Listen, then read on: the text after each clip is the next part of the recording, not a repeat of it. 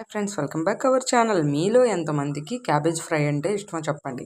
Cabbage అంటే అస్సలు చాలా మందికి ఇష్టం ఉండదు, కానీ ఇలా ట్రై చేయండి, చాలా చాలా చాలా ఇష్టపడతారు. రండి, లేట్ చేయకుండా వీడియోలోకి వెళ్ళిపోదాం. ప్యాన్ పెట్టుకోవాలి. ప్యాన్ హీట్ అయ్యాక ఆయిల్ పోసుకోవాలి. ఆయిల్ హీట్ అయిందండి. ఇప్పుడు మనం ఆనియన్స్ వేసుకుందాం. ఆనియన్స్ ఫ్రై అవ్వాలి. ఆనియన్స్ ఫ్రై అవుతున్నప్పుడే కొంచెం కరివేపాకు వేసుకోవాలి. ఇప్పుడు మొత్తం ఫ్రై చేసుకోవాలి. ఆనియన్స్ ఇలా వేగాక సన్నగా తరిగి పెట్టుకున్న క్యాబేజ్ వేసుకోవాలి. ఇప్పుడు తగినంత సాల్ట్ ఫస్ట్లోనే వేసుకోవాలి, ఎందుకంటే ఫాస్ట్గా ఫ్రై అవుతుంది. ఒకసారి బాగా కలిపి మూత పెట్టుకుందాం.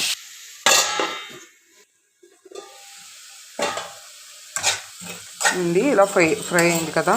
ఇప్పుడు ఇందులో కారం వేసుకోవాలి, మనం స్పైసీ తగ్గ. నేను 1.5 స్పూన్ వేసాను. ఇందులోనే కొంచెం పెప్పర్ పౌడర్,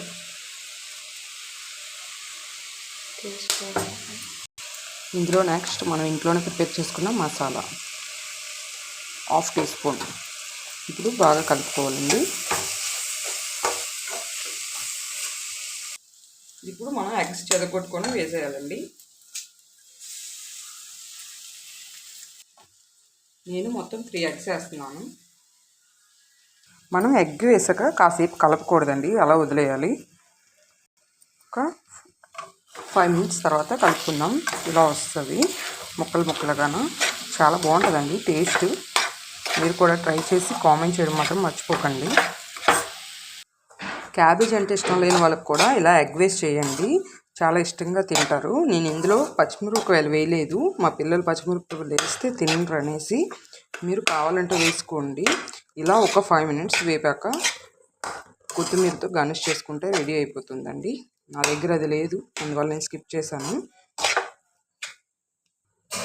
ఎంతో టేస్టీ అయిన క్యాబేజ్ ఫ్రై రెడీ అండి. లైక్ చేయండి, షేర్ చేయండి, సబ్స్క్రైబ్ చేయండి, కామెంట్ చేయడం మర్చిపోకండి. ఎంతో టేస్టీ అయిన క్యాబేజ్ ఫ్రై రెడీ అండి. Like, share, subscribe, comment.